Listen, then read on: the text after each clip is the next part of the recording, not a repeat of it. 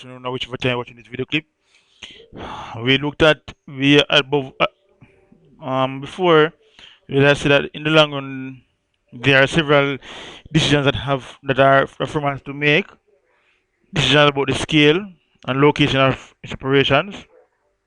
Now and what techniques of production it should use. Now we look at the scale of production. Now we look at the location and then we look at the size of the whole industry as well as the optimum combination of factors, the modular product approach. Now we look at location, right? In the long run, a firm, goodness, so so we look at location, right? In the long run, a firm can move to a different location. The location will affect the cost of production since locations differ in terms of availability and the cost of raw materials, suitable land and power supply, qualifications, skills, and experience of the labor force, wage rates, transport, and communications networks, the cost of local services and banking and financial facilities. In short, locations differ in terms of availability, suitability, and cost of factors of production. We can look at also transportation costs. Transport costs will be an important influence on a firm's location, right? Ideally, a firm will wish to be as near as possible to both its raw materials and what and the market for its different locations. Sorry, and the market for its finished product, right? When the market and raw materials are in different locations, the firm will minimize its transport cost by locating somewhere between the two. So the cost of bringing raw materials to the factory is reduced big time, right? In general, if the raw materials are more expensive to transport than the finished product, the firm should be located as near as possible to the what? Raw materials. Alright? That's about location now. Just location is basically about common sense. Alright? You would want to be nearer to your raw materials than anything else. Or if it all depends on whichever costs more. If it costs more to transport to the you finish goods to your customers than your raw materials, it will be better for it to be nearer to your market where you're going to sell the products. All right. Next, look at now is size of the whole industry. As an industry grows in size, this can lead to external economies of scale for its member firms. This is where a firm, whatever its own individual size, benefits from the whole industry being what large. So external economies of scale is what where a firm's cost per unit of output decreases as the size of the whole industry what grows. So again, this is where a firm, whatever its own individual size, benefits from the whole industry being what large. For example, the firm may benefit from having access to specialist raw material or component suppliers, labor with specific skills, um, firms that specialize in marketing the finished product, and banks and other financial institutions with experience of the industry's requirements. All right. So the firm may benefit from. So this is an example of what external economies of scale, where the firm may benefit from having access to what specialist raw material or component suppliers, labor with specific skills, firms that specialize in marketing the finished product, and banks and other financial institutions with experience of the industry's requirements. What we are referring to here is the industry's infrastructure, the facilities, support, services, skills, and experience that can be shared by its owners. The member firms for a particular industry might experience external economies of might experience diseconomies of scale. For example, as industry grows larger, this may create a growing shortage of what? Specific raw materials or skilled labor. This will push up their prices and hence firms what? Costs. Important terms to remember are that external economies of scale means where firms' costs per unit of output decreases as the size of the whole industry what? Grows. Industries infrastructure now, the network of supply agents, communication, skills training facilities, distribution channels, specialized financial services, etc., that supports a particular industry. External diseconomies of scale now, where firms' cost per unit of output increase as the size of the whole industry what increases. We look at the optimum combination of factors now.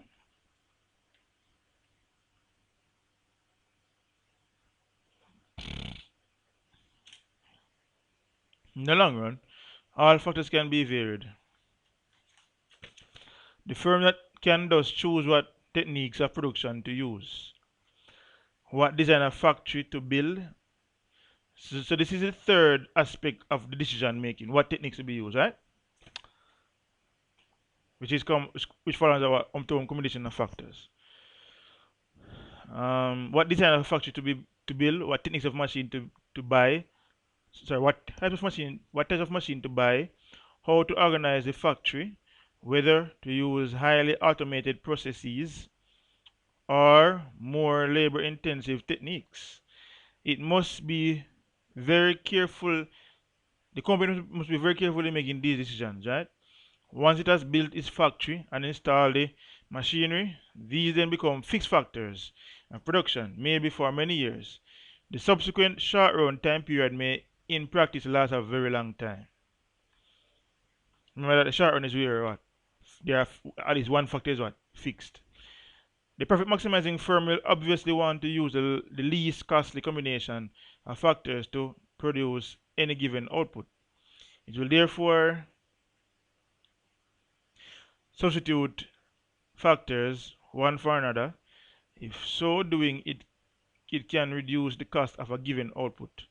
What then is the optimum combination of factors?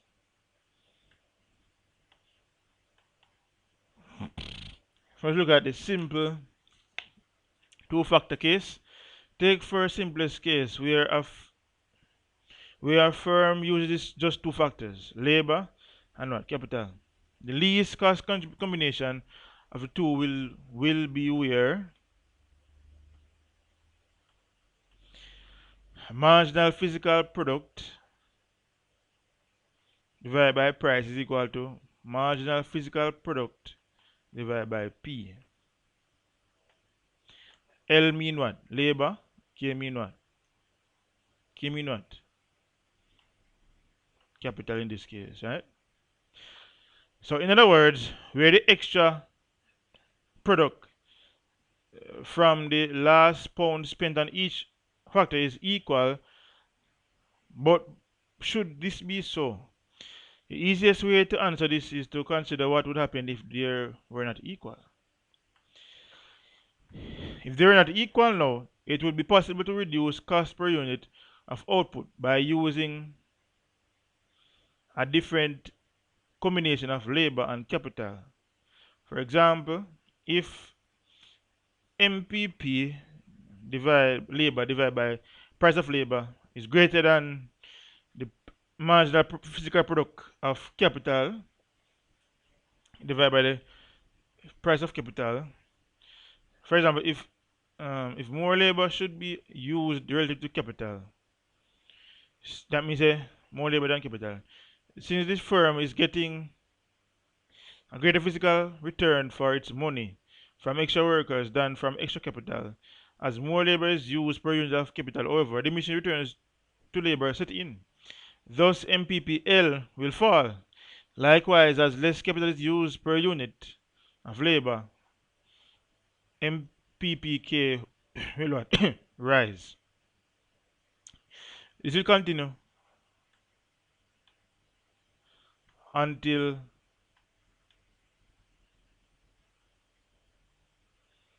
MPPL divided by PL equal to MPPK divided by PK.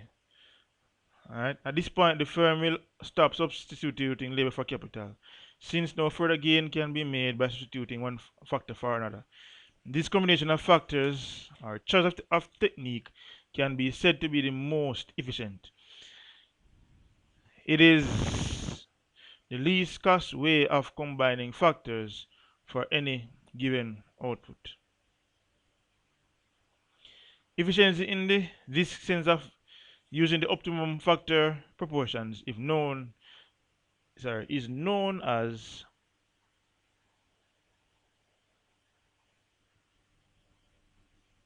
is known as productive efficiency. We just want to highlight it that she's saying marginal physical product labor divided by the price of labor equal marginal physical product capital divided by the what? Price of capital. Alright. So this that's simple factor case. You look at the multiple we call it. This is what look at what is simple two factor case, right? Simple two factor case. We'll look at the multiple factor case now.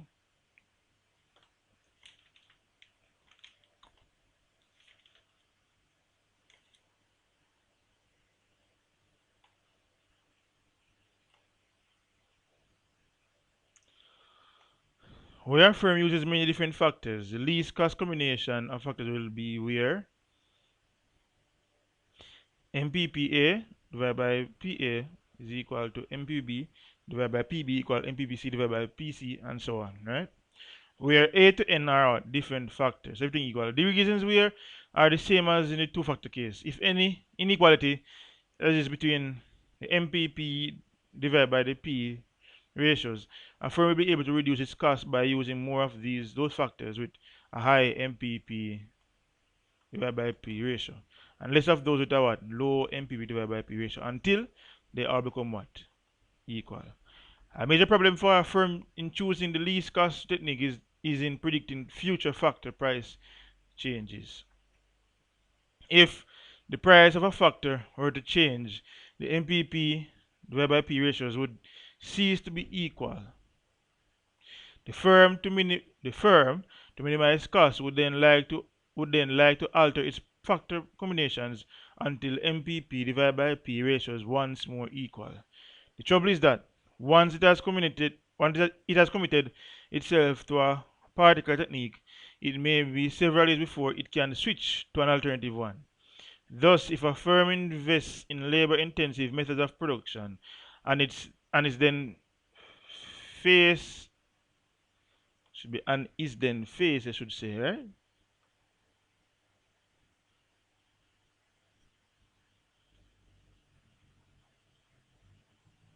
And is then faced, my apologies, with an unexpected wage rise, it may regret not having chosen a more capital intensive technique. Now, you remember what labor intensive mean? Labor intensive meaning you are looking to employ more labor to get the work done. Capital meaning you're employing more machinery to get the capital done. So if a firm invests in labor intensive methods of production and is then faced with what? An unexpected wage rise, it may regret not having what? Using a more capital, meaning you use more machines to to produce the goods. Alright? Thank you very much for watching. Do enjoy the rest of your day. Really?